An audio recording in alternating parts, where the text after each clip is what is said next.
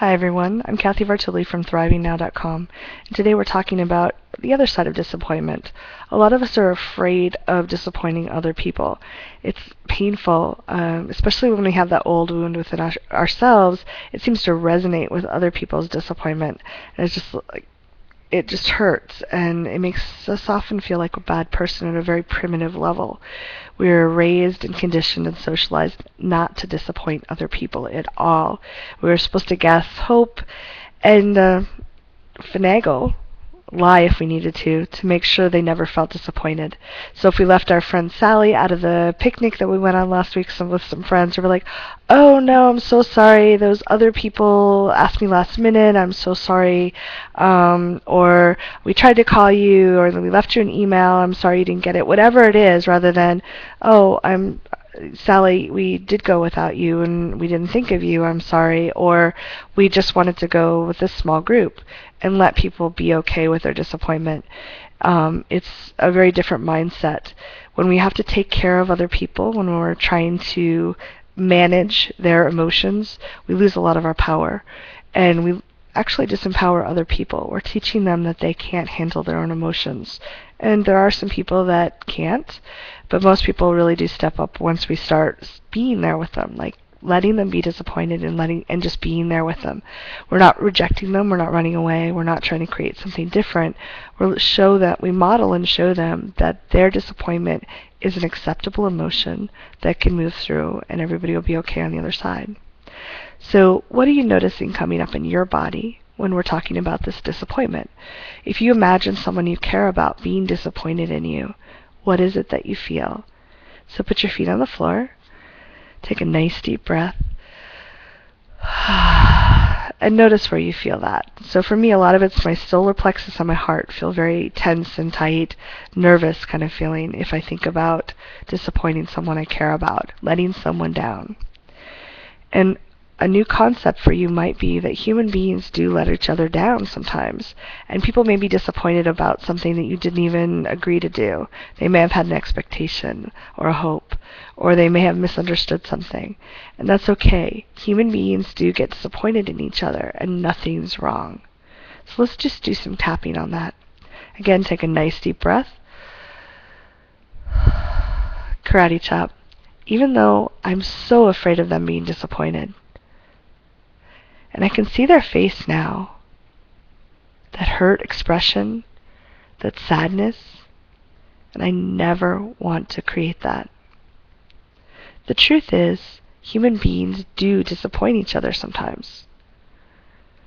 Even though I was taught never to disappoint anyone ever, people do get disappointed. And I actually don't have control over that. Top of the head. What do you mean I don't have control? Eyebrow. They taught me I did. Side of the eye. They taught me it was my fault. Under the eye. But people tend to blame under the nose when they feel disempowered. Chin. Most people don't know how to handle disappointment. Collarbone. And most people don't know how to ask for what they want. Under the arm. I can role model those things. Top of the head. I can share when I'm disappointed. Eyebrow. And I can ask for what I want. Side of the eye. And maybe I can be there for people when they're disappointed. Under the eye. People do get disappointed sometimes. Under the nose. I don't have to avoid them like the plague. Chin. I don't have to manipulate other people.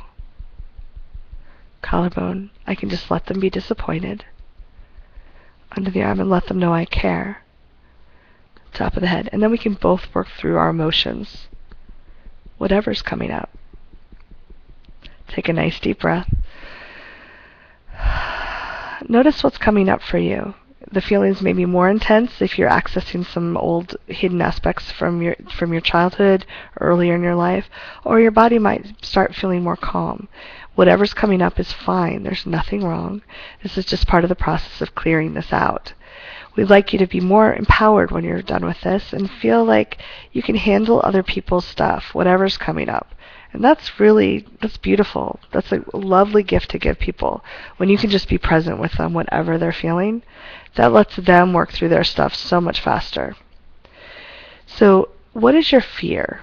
If you let someone down, what will happen? And there's a number of common things that come up around that. So let's just notice. You may want to write it down if you like, and write down its intensity. 0 being it doesn't bother you at all, and 10 being like over the top, running to run away.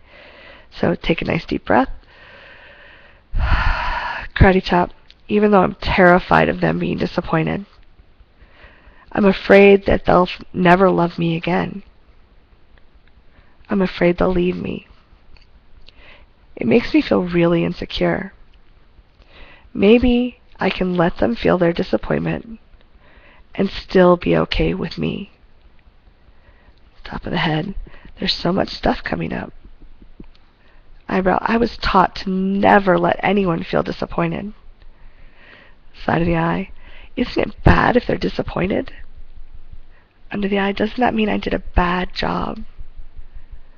Under the nose. What if it's not my job to not make them disappointed? Chin. What if they get to handle their own emotions? Collarbone. That's a new concept.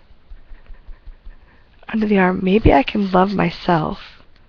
Top of the head. No matter what they feel or do. Take a nice deep breath.